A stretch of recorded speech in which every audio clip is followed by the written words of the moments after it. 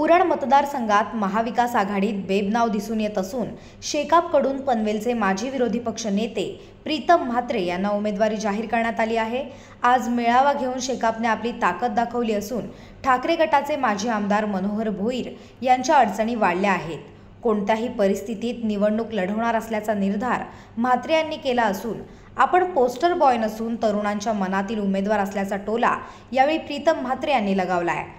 कोणतीही सत्ता नसताना नवी मुंबई आंतरराष्ट्रीय विमानतळ प्रकल्पात जवळपास 1000 तरुण तरुणींना नोकरी दिली असून पुढील काळात आपण अजून बेरोजगारांना रोजगाराची संधी उपलब्ध करून देणार असल्याचे यावेळी प्रीतम म्हात्रे यांनी सांगितले। या मेळाव्यात अनेक इतर पक्षांच्या कार्यकर्त्यांनी शेकापमध्ये प्रवेश केला।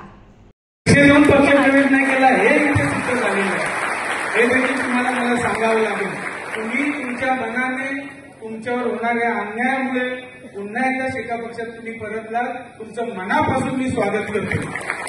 आणि दुसरं उदाहरण द्यायचं झालं तर माझ्या आदिवासी बांधव इथे आलेले आहेत, ते देखील आज पक्ष प्रवेश करणार आहेत। परंतु आदिवासी बांधव म्हणजे नेहमी पैशानेच विकत घेतात अशी उपमा बरेच जण देतात, परंतु ही ताई आज पिवळी साडी तिकडे बघून नमस्कार करता येईल। एकदा ही प्रत्येक मीटिंगला माझ्या हजर असते।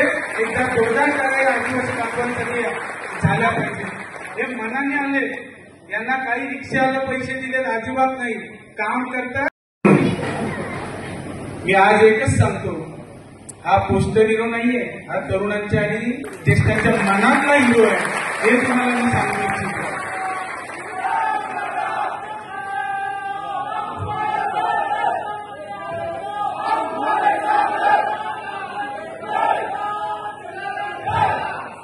आज माझ्या सहकार्यांनी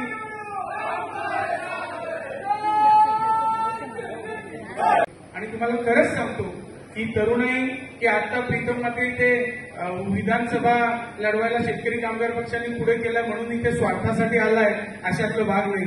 अरे आठवा उरण विधानसभेत मगाशी ताईंनी सांगितलं, गरजताईंनी, की या विधानसभेत जेव्हा कोरोना काळात जेव्हा पनवेल उरण आम्ही कधी बघितलंच नाही, पण घालापुरी सारख्या ठिकाणी कोणी गेला नाही, पण हा प्रीतम म्हात्रे सहकार्यांना घेऊन त्यांना महिन्याचं राशन देऊन पोहोचला होता।